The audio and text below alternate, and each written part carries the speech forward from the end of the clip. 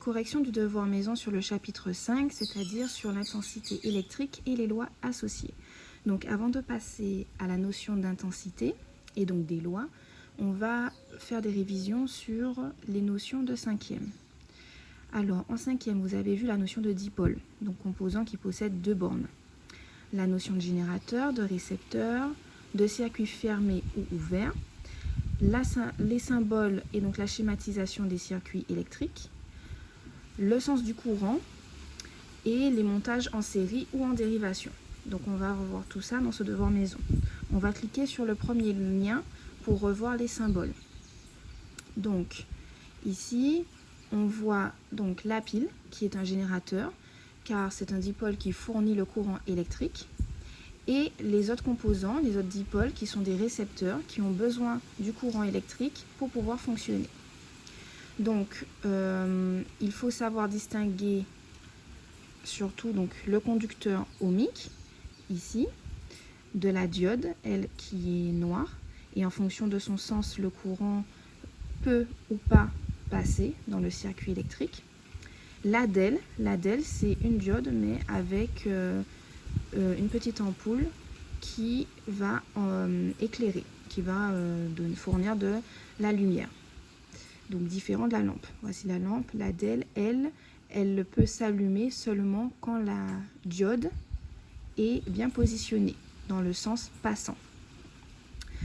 Donc voilà les différents composants à connaître. Alors première schématisation, on voit que l'on a une pile, un interrupteur et une lampe. Ici l'interrupteur est ouvert puisque la lampe est éteinte, donc le courant ne peut pas circuler. Pour que les dipôles puissent fonctionner, il faut que le courant puisse faire sa boucle. Il faut qu'il puisse faire son circuit, c'est-à-dire partir du plus et arriver au moins. Si le courant ne peut pas faire ce circuit, on dit que le circuit est ouvert et donc les dipôles ne peuvent pas fonctionner. Donc en effet, là, l'interrupteur ne laisse pas passer, là c'est ouvert en fait. C'est ouvert, donc le courant va s'arrêter ici, ne peut pas faire son circuit pour revenir au moins, donc la lampe ne peut pas fonctionner. Même si la lampe était positionnée à la place de l'interrupteur, la lampe ne se serait pas allumée puisque on serait parti du plus, on serait arrivé au niveau de la lampe. Là, ça aurait été l'interrupteur si on échange de place. L'interrupteur est ouvert, donc le courant ne peut pas circuler, ne peut pas revenir au moins, il ne peut pas faire son circuit, donc la lampe n'aurait pas fonctionné, puisqu'il faut vraiment que le courant puisse partir du plus et revenir au moins pour que la boucle puisse être fermée, pour que la lampe puisse s'allumer. Donc ici, interrupteur ouvert, on va fermer l'interrupteur. Quand on ferme l'interrupteur, le courant peut faire son circuit, partir du plus, revenir au moins, et donc la lampe fonctionne. On passe à la schématisation. Donc on voit que le plus est en haut, le moins est en bas. Le plus est représenté par une grande barre fine et le moins est représenté par une petite barre épaisse. Donc ça va être ce symbole. La grande barre pour le plus, la petite barre pour le moins. L'interrupteur ici, il est fermé. Donc on va ici, c'est celui-ci, interrupteur fermé. Et la lampe, c'est un rond avec une croix. On va passer au schéma suivant. Donc on a une pile avec un plus en haut, un moins en bas. L'interrupteur qui est fermé puisque le courant circule pour permettre au moteur de fonctionner. Donc les fils toujours représentés par des traits. Donc voilà. La pile, on a dit que le plus est en haut, donc la grande barre est en haut. L'interrupteur il est fermé, donc le voici. Et le moteur c'est un rond avec un M. Voici le deuxième circuit. On passe au suivant. On a une pile avec le plus en bas cette fois-ci, un interrupteur qui est ouvert. Ici, on a une diode qui est représentée en noir et une lampe. Donc on voit bien que l'interrupteur est ouvert puisque la lampe est éteinte. Alors au niveau de la schématisation, donc les fils ce sont des traits. La pile, le plus est en bas, donc la grande barre est en bas et la petite barre est en haut pour le moins. Interrupteur ouvert, donc on voit bien ici qu'il est ouvert. Là. La représentation de la diode, c'est un triangle avec une barre, ici.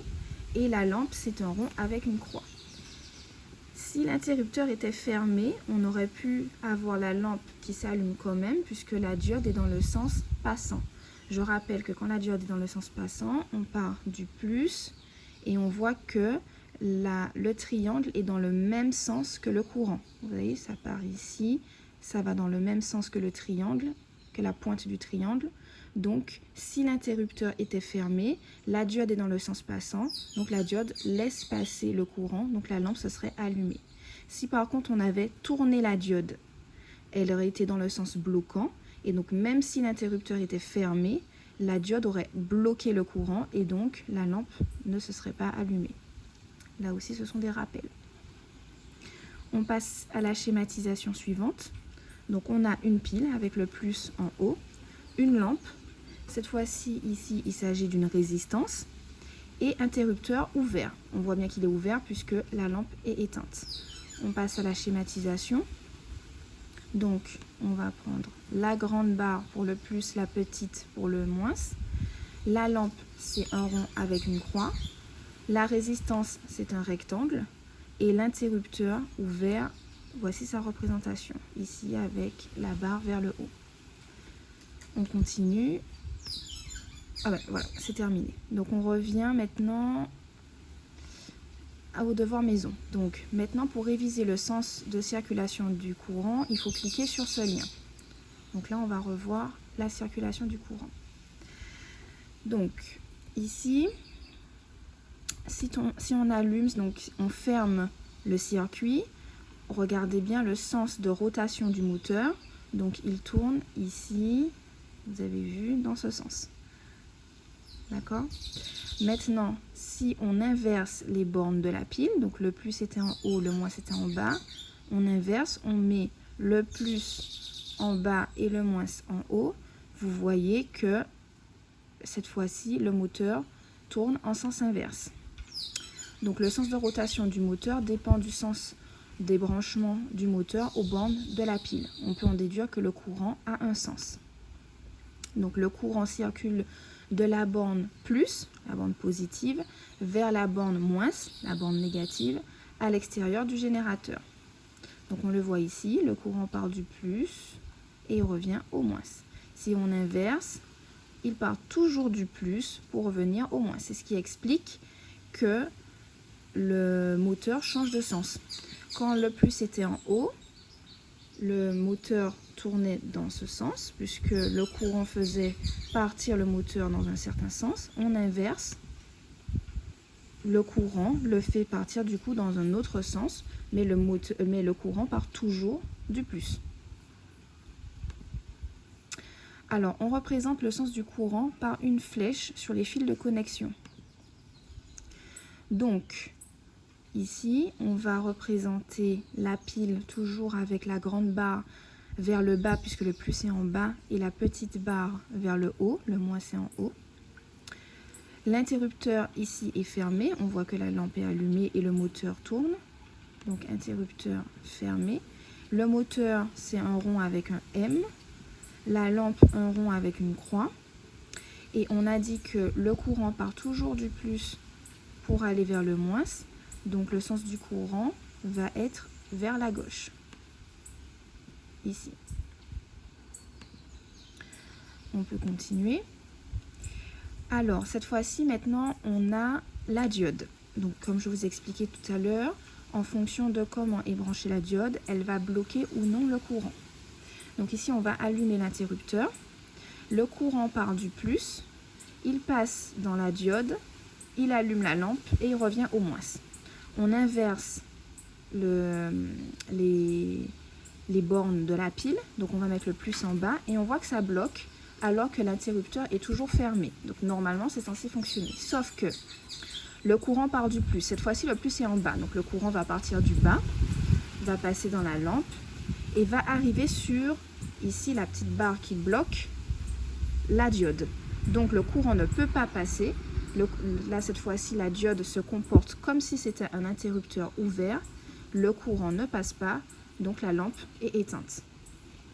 Donc ici, on vous dit qu'une diode ne laisse passer le courant que dans un sens.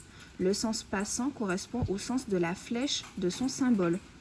Donc vous voyez ici, on part du plus, donc le courant part dans ce sens. La flèche qui montre le sens du courant est dans le même sens que le triangle, que le symbole de la diode, donc sens passant. Donc la lampe va s'allumer. Maintenant, le plus ici, le courant va dans le sens inverse que du sens du triangle, donc ça va arriver sur la barre ici. Donc là, la diode, elle est dans le sens bloquant. Alors, il faut monter la deuxième diode de sorte que le moteur ne tourne plus. Donc c'est-à-dire qu'il faut mettre la diode dans le sens bloquant. Si on ne veut plus que le moteur tourne, cela veut dire qu'on ne veut plus que le courant puisse circuler. Donc il faut que la diode puisse bloquer le courant. Donc il faut qu'elle soit dans le sens bloquant. Alors, pour qu'elle soit dans le sens bloquant, déjà, on regarde dans quel sens va le courant. Le courant part du plus, donc il part du haut ici. Il part du haut, il arrive ici et il va descendre. Donc là, on voit bien que la diode 1 est dans le sens passant, puisqu'elle permet au courant de passer. Elle est dans le même sens que le triangle ici. Donc le moteur circule. Donc là, ça signifie que si on met cette diode-là dans ce même sens-là, elles seront toutes les deux dans le sens passant, ça va circuler. Donc on va inverser pour que ce soit dans le sens bloquant. Et on va brancher ici. Donc, on va ouvrir. Voilà. On va prendre ça. Voilà. Donc, on va fermer l'interrupteur et on voit que le moteur ne tourne pas. En effet, cette diode est dans le sens bloquant. Le courant part du plus, il passe dans l'interrupteur qui est fermé, donc c'est bon. Il passe dans la première diode qui est passante, puisque ça va dans le même sens que la pointe du triangle, donc c'est bon. Par contre, là, le courant arrive sur la barre, donc ça bloque. Ça ne peut pas passer. C'est comme si c'était un interrupteur ouvert. Le courant ne circule pas, le moteur ne peut pas tourner. Donc voilà. On a revu le sens du courant et les diodes. Maintenant, on passe ici. Pour le montage ci-dessous, quels sont les récepteurs? Alors, ici, on a vu que la pile, c'est un générateur, donc ça ne peut pas être la pile. L'interrupteur reçoit le courant, donc c'est un récepteur. Ici, il s'agit d'un interrupteur, on va cocher. La lampe reçoit le courant pour fonctionner, donc c'est aussi un récepteur. Donc, les deux récepteurs étaient lampe et interrupteur. Alors, pour le montage ci-dessous, quels sont les récepteurs? Toujours. Donc, la pile, c'est un générateur qui fournit le courant. Tout à l'heure, comme tout précédemment, l'interrupteur est un récepteur, reçoit le courant. Et le moteur a besoin du courant pour pouvoir fonctionner. Donc, il s'agit également d'un récepteur. Alors, pareil, pour ici, il faut identifier les récepteurs. Donc, comme précédemment, la pile, c'est le générateur. L'interrupteur reste toujours un récepteur.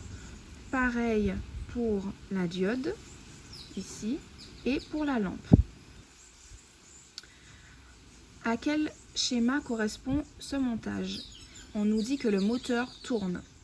Donc, le moteur tourne, ça veut dire que l'interrupteur est fermé. Donc, ça va être... Alors, on a une pile, un interrupteur fermé et un moteur. Ici, on a une pile, un interrupteur ouvert et une lampe. Donc, ça peut pas être ça. Une pile, un interrupteur fermé et un moteur. Donc, c'est le circuit 2. Et on vérifie bien que le circuit 3 n'était pas correct. Une pile, un interrupteur ouvert, une résistance. Non, il n'y a pas de résistance et il n'y a pas de lampe. Donc, ce n'était pas le circuit 3. Alors, je vais faire une autre vidéo pour la suite.